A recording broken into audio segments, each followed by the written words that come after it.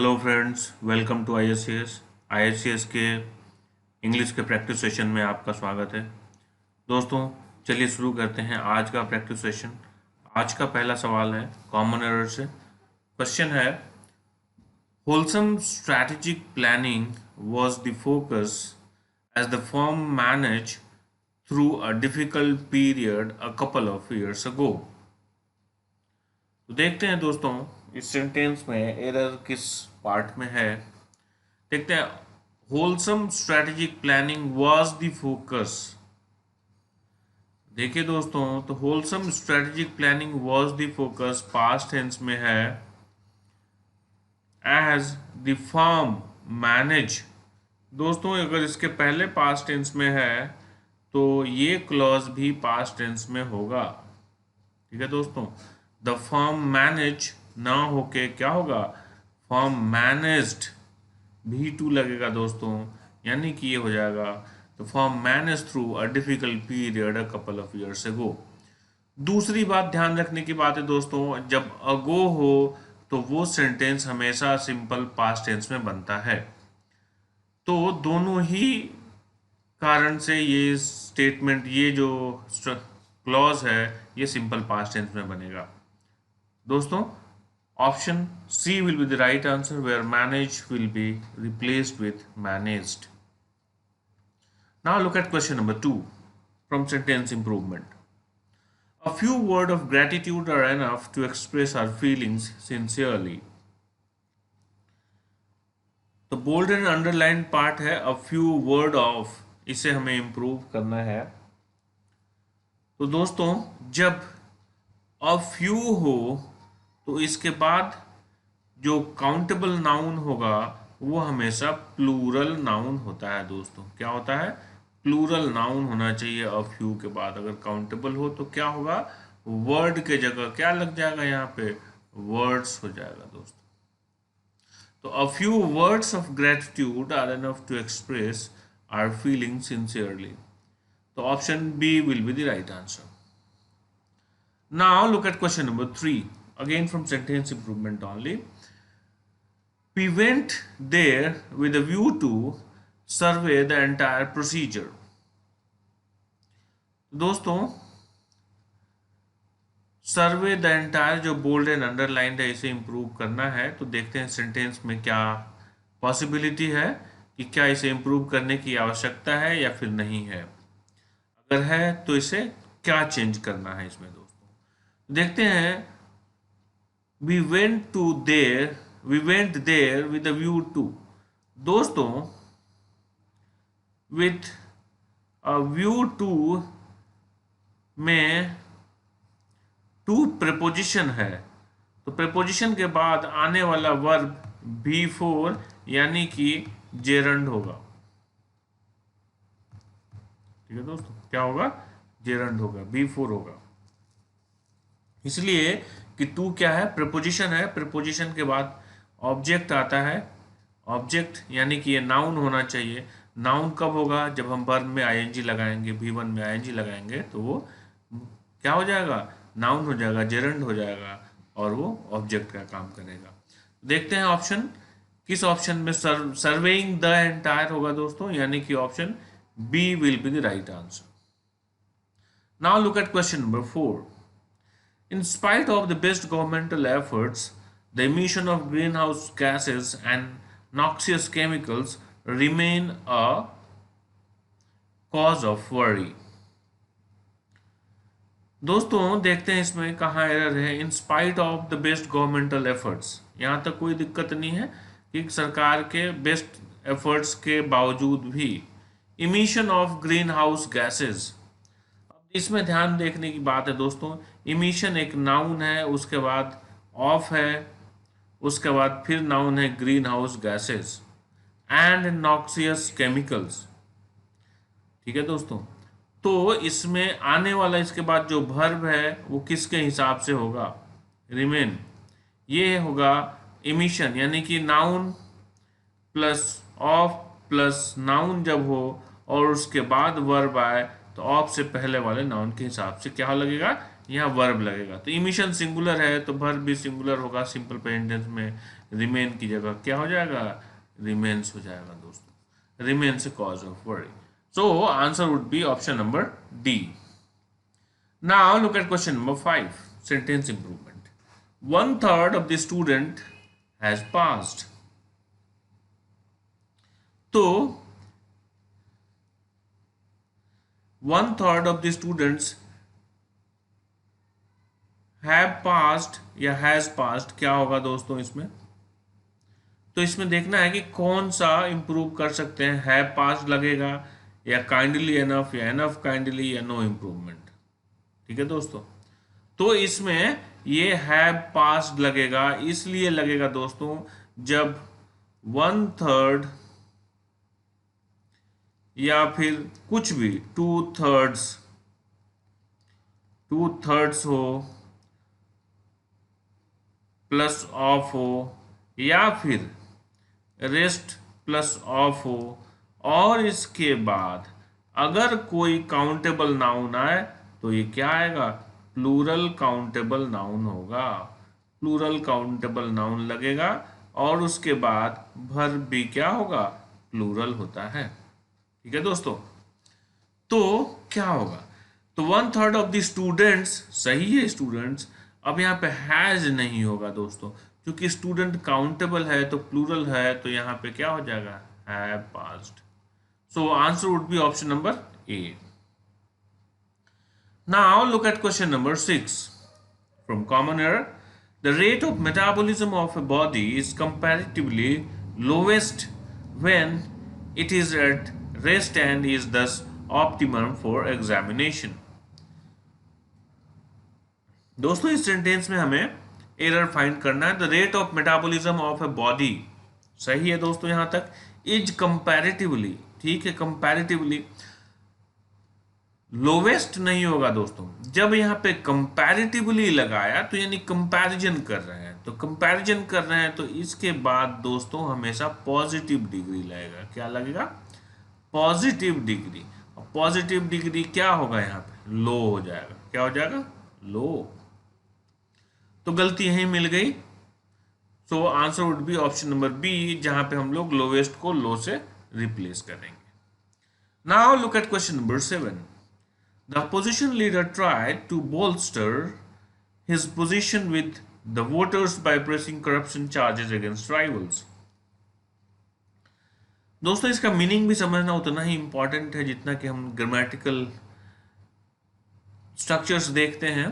जब तक हमें इसका मीनिंग समझ में नहीं आएगा तो हम राइट स्ट्रक्चर इसमें अप्लाई नहीं कर पाएंगे। देखते हैं क्या है दोस्तों इसमें। The opposition leader tried to bolster his position with the voters by pressing।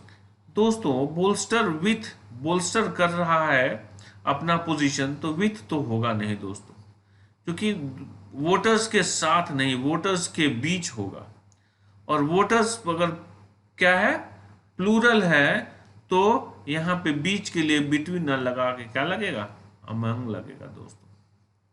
ठीक हो, क्या हुआ, the opposition leader tried to bolster his position among the voters by pressing corruption charges against the rivals। So answer would be option number C, where with will be replaced with among। Now look at question number 8। The recently imposed dress code in the university has enraged the students who will be going on strike since tomorrow।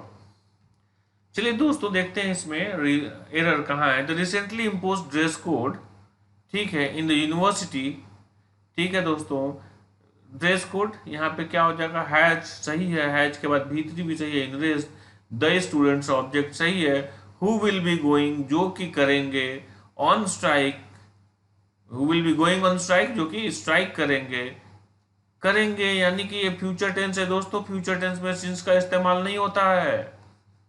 क्या होता है दोस्तों, from होता है point of time के लिए, तो since नहीं होगा फ्यूचर टेंस में, सिंस का इस्तेमाल नहीं करते हम लोग, फ्रॉम करते हैं। तो एरर मिल गया, option number D will be the right answer, where since will be replaced with from. Now look at question number 9। Ever since he took over as the chief minister of the state, rate of unemployment has drastically increased। देखिए दोस्तों, शायद हमने बोलने के सिलसिले में सही ही बोल दिया है, फिर भी हम आपको बता दें, ever since he took over as the chief minister of the state, जब से वो chief minister of the state हुए हैं, द रेट ऑफ अनएम्प्लॉयमेंट होता है दोस्तों, रेट फॉर अनएम्प्लॉयमेंट नहीं होता, ठीक है, rate of unemployment. So answer would be option number C, जहां पे हम लोग रेट फॉर को रेट ऑफ से रिप्लेस करेंगे। Now look at question number 10।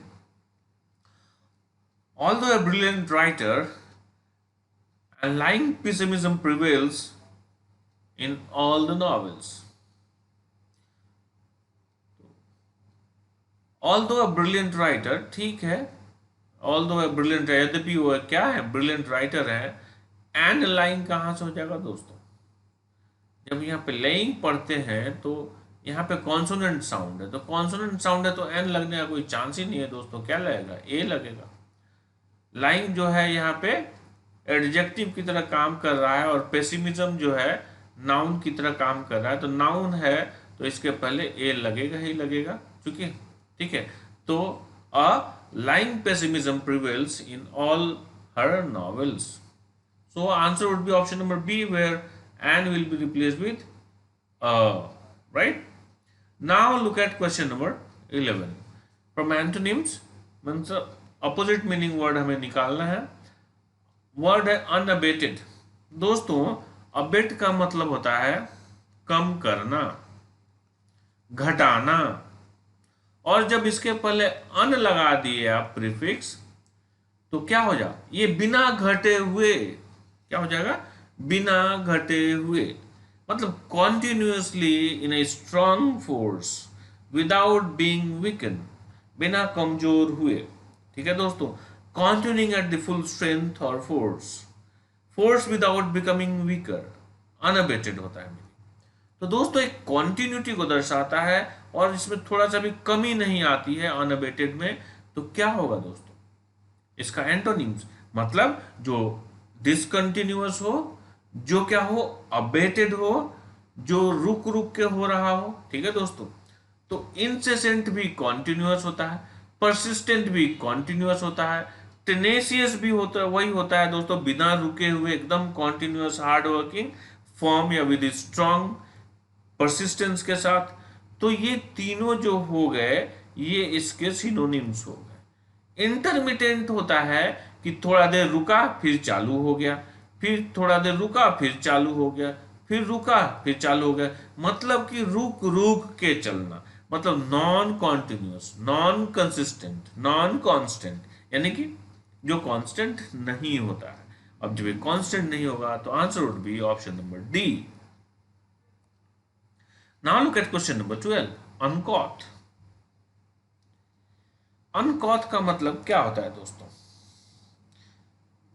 Uncaught का मतलब होता है दोस्तों जो कि रूड हो, behaving in a rude way, behaving in a rude way. कभी कभी से भद्दा भी कहते हैं हम लोग दोस्तों, अनटाइडी कह सकते हैं इसे। जो लोग पोलाइट न हो, नॉन पोलाइट कह सकते हैं इसको। नॉन, जब रूड है तो नॉन पोलाइट है। जो सोशली एक्सेप्टेबल नहीं होते हैं दोस्तों, जो सोशली एक्सेप्टेबल नहीं होते हैं, ठीक है, तो ऐसे लोगों का एंटोनिम्स निकालना है। इसका मतलब क्या है, वो एकदम क्या हो, डिसिप्लिन्ड हो, ठीक है दोस्तों, जो पोलाइट हो, जो काइंड हो, जिसे सभी लोग पसंद करते हो, वेल बिहेव्ड हो, ऐसा क्या होगा, इसका एंटोनिम्स होगा, ठीक है दोस्तों। तो देखते हैं, क्रूड नहीं होगा, क्रूड माने होता है रस्टिक, क्रूड, अनफिल्टर्ड, वल्गर, भद्दा, सोफिस्टिकेटेड। दोस्तों सोफिस्टिकेटेड हो जाएगा, ये दोनों नहीं होगा लेकिन सोफिस्टिकेटेड होगा। सोफिस्टिकेटेड मतलब उम्दा किस्म का, सोफिस्टिकेटेड मतलब वेल बिहेव्ड, जिसका बिहेवियर बहुत अच्छा हो। चालीस, ये 40 भी दोस्तों क्रूड ही होता है, वल्गर होता है दोस्तों। जो अनसोफिस्टिकेटेड होते हैं, जो रूड होते हैं, वो 40 होते हैं दोस्तों। तो answer would be sophisticated, option number C. Now look at question number 13। फिर इसका एंटोनिम्स निकालना है। कमीशन्ड। कमीशन का मतलब होता है दोस्तों कि एक तो आप कमीशन समझते हैं, जो कि जितना सेल्स करते हैं उसका कुछ परसेंटेज आपको कमीशन मिलता है, या नहीं तो फिर आप कोई सर्विसेज देते हैं तो सर्विसेज के बदले में आपको कमीशन मिलता है, वो कमीशन होता है दोस्तों। उसका भीतरी निकाल लिए तो कमीशन हो जाएगा। दूसरा कमीशन का मतलब होता है एक्रीडिटेड, जिसको आप कुछ अथॉराइज कर दी है, आपने उसको अथॉरिटी दे दी है, उसे एक लाइसेंस दे दिया है, तो ऐसे को क्या कहते हैं, कमीशनड कहते हैं। जैसे कुछ कमीशनड ऑफिसर होते हैं, मतलब कि उन ऑफिसर्स को एक अथॉरिटी दे दी जाती है कि डे वन से कि आप ऑफिसर्स हैं, आपकी ये सारी अथॉरिटी है, तो वो कमीशनड ऑफिसर कहलाते हैं। तो कमीशनड मतलब उनके पास अथॉरिटी दी गई है। यानी कि जब अथॉरिटी छीन ली जाए तो इसका एंटोनिम्स हो जाएगा। ठीक है दोस्तों, तो देखते हैं कौन सा वर्ड है जो अथॉरिटी देने नहीं, अथॉरिटी छीनने की बात करता है। तो स्टार्टेड नहीं होगा, क्लोज्ड नहीं होगा, फिनिश्ड नहीं होगा, क्या हो जाएगा दोस्तों, टर्मिनेटेड। टर्मिनेटेड मतलब हटा देना, अथॉरिटी छीन लेना। तो option D will be the right answer. Now look at question number 14, tainted. इसका भी एंटोनिम्स निकालना है दोस्तों। तो टेंटेड का मतलब क्या होता है? टेंटेड का मतलब होता है दोस्तों, जो क्या हो, किसी भी चीज को खराब बनाते हो, रुइन करते हैं, स्पॉइल करते हैं, करप्ट होते हैं, तो इसको आप करप्ट कह सकते हैं। जो टेंटेड होते हैं वो करप्ट होते हैं, वो फिल्दी होते हैं, वेल मैनर्ड नहीं होते हैं, वेल बिहेव्ड नहीं होते हैं, जो कि क्या कहें उसको, डिसेक्रेट करते हैं। डिसेक्रेट मतलब समझे, जिसको अपवित्र करना। तो डी सीक्रेट अच्छा सा वर्ड है दोस्तों, DESECRAT। सेक्रेट को डी सेक्रेट कर देते हैं, मतलब अपवित्र कर देते हैं, सेक्रिलेज कर देते हैं। ठीक है दोस्तों, तो ये टेंटेड हो गए, तो डी सीक्रेटेड कह देंगे। तो इसका एंटोनिम्स क्या होगा? जो करप्ट का मतलब, या फिर जो कि जो बदनाम है लोग, उसका उल्टा क्या होगा? जो जिसकी इज्जत हो, जिसका रेस्पेक्ट हो, जो कि ऑनेस्ट हो, वो क्या होंगे? इसके एंटोनिम्स होंगे। तो डिफाइल्ड, डिफाइल्ड का मतलब ही होता है डिसऑनर या डी सीक्रेट। करप्ट आपको बता ही दिया। कॉन्टामिनेटेड का मतलब अशुद्ध, ऐसी चीजें जिसमें अशुद्धि मिली हुई हो वो कॉन्टामिनेटेड होगा। अगर कॉन्टामिनेटेड होगा तो वो टेंटेड होगा। तो बचा ऑप्शन डीन। डीन मतलब क्या होता है दोस्तों? डीन मतलब एक तो पद होता है जो यूनिवर्सिटी में होते हैं, जो कि पूरे यूनिवर्सिटी में एक स्टूडेंट्स को की देखरेख करते हैं, स्टूडेंट्स के सारे मुद्दों को एड्रेस करते हैं, वो क्या कहलाते हैं? डीन। यानी कि वो क्या है, उनकी इज्जत होती है, उनकी प्रतिष्ठा होती है, उनके पास अथॉरिटी होती है। तो ये एक पॉजिटिव वर्ड है, जबकि डिफाइल्ड, करप्ट या कॉन्टामिनेटेड ये सारे क्या थे? नेगेटिव वर्ड थे। और ये टेंटेड भी नेगेटिव वर्ड था। तो एक ही पॉजिटिव वर्ड है यहाँ पे डीन, जो कि इसका क्या होगा? एंटोनिम्स हो जाएगा, यानी कि option D will be the right answer. Now look at question number 15, टर्स। तो दोस्तों टर्स का मतलब क्या होता है? टर्स का मतलब होता है ब्रीफ, समरी, किसी चीज की समरी हो, किसी कोई ब्रीफ हो। टर्स का मतलब ये भी होता है दोस्तों कि अगर कोई ब्रीफ हो, कोई इसी चीज को एकदम डायरेक्टली बोल देता हो, भले ही थोड़ा सा हर्ट हो, लेकिन वो ब्रीफ इंफॉर्मेशन देता हो। ठीक है दोस्तों, तो इसको आप ब्रीफ या डायरेक्ट भी कह सकते हैं। Direct, candid, clear. थोड़ा सा रूड हो सकता है दोस्तों, थोड़ा सा अनफ्रेंडली लग सकता है, लेकिन एकदम नट शेल में कोई भी बात करता तो वो बात क्या कहलाएगा? टर्स कहलाएगा। A direct statement, a brief and direct statement is called terse. तो ब्रीफ एंड टर्स का क्या हो जाएगा एंटोनिम्स? कि वो ब्रीफ नहीं हो, इन डिटेल हो, पूरा विस्तार में लिखा हो, एक्सप्लिसिटली एक्सप्लेन्ड हो। ठीक है दोस्तों, कॉम्प्रिहेंसिवली एक्सप्लेन्ड हो, वो क्या होगा? इसका एंटोनिम्स होगा। तो देखते हैं वर्ड दोस्तों, कॉम्पेंडस। कॉम्पेंडियस का मतलब होता है, कॉम्पेंडियस होता है दोस्तों, तो कॉम्पेंडियस का मतलब होता है a brief statement of A comprehensive statement.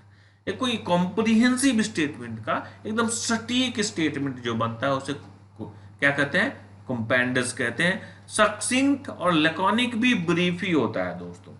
यानी कि आप ये समझ लीजिए कि ये तीनों क्या हो गया, इसके सिनोनिम्स हो गए। प्रोलिफिक होता है एकदम विस्तार में, तो प्रोलिफिक विस्तार में हो गया, तो ये इसका आंसर हो जाएगा option number D. Now look at question number 16। ये सिनोनिम्स निकालना है दोस्तों। टिफ, टिफ का मतलब होता है दोस्तों कि मतलब एक छोटा सा क्वेरल हो, एकदम छोटी छोटी झगड़ा, छोटा झगड़ा होता है जैसे भाई बहन में झगड़ा हो गया, गर्लफ्रेंड बॉयफ्रेंड में थोड़ी झगड़ा हो गया, जो कि छोटा सा झगड़ा हो, पिटी क्वेरल कह सकते हैं आप इसको, पिटी क्वेरल कह सकते हैं। छोटा मोटा जो झगड़ा होता है उसे टिफ कहते हैं।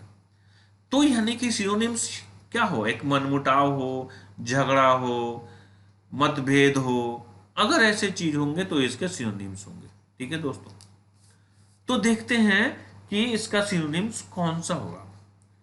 यानी कि ऑल्टरकेशन, ऑल्टरकेशन का ही मतलब होता है झगड़ा, विवाद, मतभेद। ठीक है दोस्तों, तो ये झगड़ा यानी कि ये इसका सिनोनिम्स हो सकता है। फिर भी हम देखते हैं, चूंकि हमारे पास 3 ऑप्शन है, हो सकता है कहीं इससे बेहतर भी वर्ड मिले जो इसका सिनोनिम्स हो सकता है। बी नंबर ऑप्शन में है कॉन्करेंस। कॉन्करेंस का मतलब होता है दोस्तों, मतलब अग्रीमेंट हो, म्यूचुअली अग्रीमेंट हो, उसमें कंसिस्टेंसी होती है दोस्तों। तो कॉन्करेंस का मतलब होता है कि अग्रीमेंट हो रहा है, मतलब सभी लोगों का मत एक जगह मिलता हो, या फिर 3 लाइनें एक जगह मिलती है, उसको भी कॉन्करेंस कहते हैं। ठीक है दोस्तों, तो जहां पर सभी लोगों का मत मिलता है उसको कॉन्करेंस कहते हैं, तो वहां पे झगड़ा होने का कोई बात ही नहीं, मतभेद होने का कोई सवाल ही नहीं है। ठीक है दोस्तों, तो ये इसका एंटोनिम्स हो जाएगा।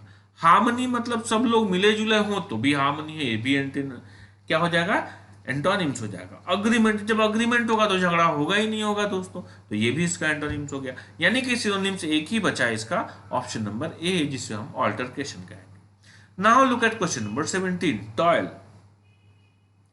टॉयल का मतलब होता है दोस्तों हार्ड वर्क। क्या होता है, हार्ड वर्क। आपने सुना होगा toil and trouble, hard work and trouble जो लेते हैं वही सक्सेसफुल होते हैं। तो इसका उल्टा क्या होगा दोस्तों, सॉरी हमको सिनोनिम्स निकालना है। सिनोनिम्स मतलब कि सिमिलर मीनिंग वर्ड। तो टॉयल का मतलब ऐसा हो जो कि क्या हो, मेहनत करने वाला हो, जो रेस्ट नहीं करता हो, जो लेजी नहीं हो दोस्तों, जो काम को छोड़ता नहीं हो, जो काम पे कॉन्टिन्यूसली लगा रहता हो, मतलब लेबोरियस हो। ठीक है, तो इसका सिनोनिम्स क्या होगा देखते हैं। लेज, लेज का मतलब होता है दोस्तों वही लेजी। रेस्ट मतलब वही आराम करना। ट्रज, ट्रज का मतलब होता है अ डिफिकल्ट और लेबोरियस वॉक। मतलब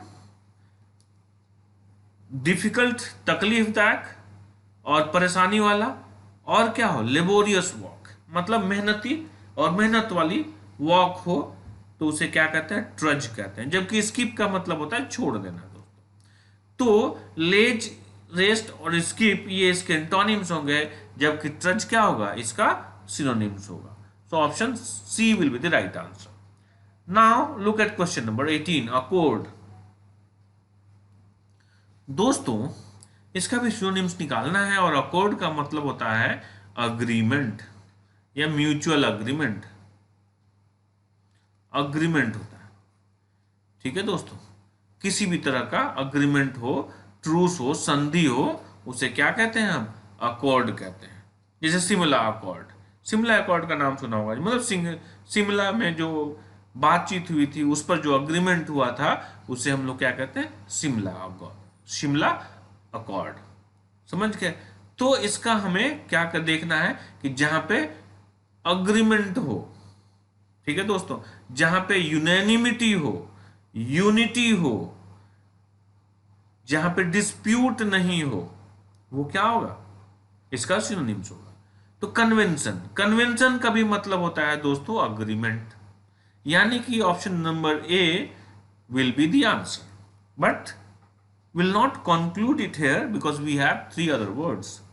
Disagreement एंटोनिम्स हो गया दोस्तों, डिस्कॉर्ड ये भी इसका एंटोनिम्स हो गया, और डिसयूनिटी, यूनिटी होता तो एक बात है, डिसयूनिटी जैसे हो गया तो ये भी यूनिटी नहीं है, यानी कि ये भी इसका एंटोनिम्स हो गया. So answer would be option number ए, जहां कन्वेंशन होगा. ठीक है. Now look at question number 19, गिगेंटिक. गिगेंटिक मतलब क्या होता है दोस्तों? गिगेंटिक का मतलब होता है बहुत ज्यादा, विशाल, मैसिव. ठीक है दोस्तों, मैसिव जो होगा वो क्या होगा? गिगेंटिक होगा. आप इसे क्या है, ग्रैंडियोस भी कह सकते हैं, ग्रैंडियोस, बड़ा सा एकदम. ठीक है, गिगेंटिक, ट्रिमेंडस. ठीक है दोस्तों, तो दिखते हैं कि जो सिग्निफिकेंट हो, बड़ा हो, सिग्निफिकेंट हो, गिगेंटिक हो, मैसिव हो, वो सिनोनिम्स होगा इसका. तो देखते हैं इसमें वर्ड्स क्या है. ट्रिमेंडस, ट्रिमेंडस का मतलब हो गया दोस्तों ये, ट्रिमेंडस का सिनोनिम्स हो सकता है, लेकिन अगला तीन वर्ड देख लेते हैं. इनसिग्निफिकेंट नहीं होगा दोस्तों, टाइनी माने छोटा, पेटी माने भी स्मॉल, यानी कि ये इनसिग्निफिकेंट है सारे तीनों, तीनों ये एंटोनिम्स होंगे. Synonyms would be option number A. Now look at question number 20, the last question of today's practice session. Tenuous. Tenuous का मतलब क्या होता है दोस्तों? टेन्युअस का मतलब होता है कि थोड़ा सा भी अगर कोई वीक भी हो लेकिन उसका एग्जिस्टेंस हो. ठीक है, स्लाइट हो, वेरी वीक हो, लेकिन वो एग्जिस्ट करता हो. ठीक है दोस्तों, जो रीजनेबल हो, जो क्रेडिबल हो, फीजिबल हो, प्रोबेबल हो, वो क्या होगा? टेन्युअस होगा. वैलिड होगा दोस्तों, रीजनेबल होगा, जस्टिफाइबल होगा, वेरी वीक होगा लेकिन. ठीक है दोस्तों, जो कि कमजोर होगा. ठीक है, वो बहुत ज्यादा सब्सटैंशियल नहीं होगा, इनसब्सटैंशियल होगा. ठीक है, कम होगा, लेकिन क्या होगा? वो प्रोबेबल होगा. ठीक है दोस्तों, तो ये टेनुअस का मतलब हो गया, एक तो आप कह सकते हैं फाइन, वीक भी कह सकते हैं दोस्तों, कमजोर. ठीक है, आप इसको रीजनेबल भी कह सकते हैं, मतलब एग्जिस्ट करता है लेकिन कम है, उसे वीक कहते हैं. तो प्लॉसिबल, प्लॉसिबल का भी मतलब होता है दोस्तों रीजनेबल. ठीक है दोस्तों, रीजनेबल, जस्टिफाइबल, जस्टिफाइबल, लॉजिकल, ये सारी चीजें हैं इसका प्लॉसिबल का. इनवैलिड ये एंटोनिम्स हो गया. अनरीजनेबल, यहाँ रीजनेबल था, ये अनरीजनेबल एंटोनिम्स होगा. यहाँ जस्टिफाइबल है, यहाँ अनजस्टिफाइबल है, जो कि एंटोनिम्स हो गया. So answer would be option number A, plausible A. तो दोस्तों इसी के साथ आज का प्रैक्टिस सेशन यही समाप्त होता है. And hope you are enjoying this particular session. और मैं रोज प्रयास करता हूं कि आपको एक कंप्लीट पैकेज दे सकूं. थोड़ा सा चेंजेस भी होंगे दोस्तों आने वाले एग्जामिनेशन को ध्यान में रख के. तो आप हमारे साथ रोज प्रैक्टिस करें. Everyday morning I will be ready with 20 questions with varieties of questions better से. ठीक है दोस्तों, तो प्रैक्टिस कंटिन्यूअस रखें. आप वीडियो को पसंद करते हैं तो आप इसे लाइक जरूर करें. और अगर आपने अभी तक हमारा वीडियो या चैनल आपने सब्सक्राइब नहीं किया है तो आप इसे जरूर सब्सक्राइब करें और अपने दोस्तों के साथ जरूर शेयर करें. Thank you very much. Thanks a lot for watching. Thanks a lot once again.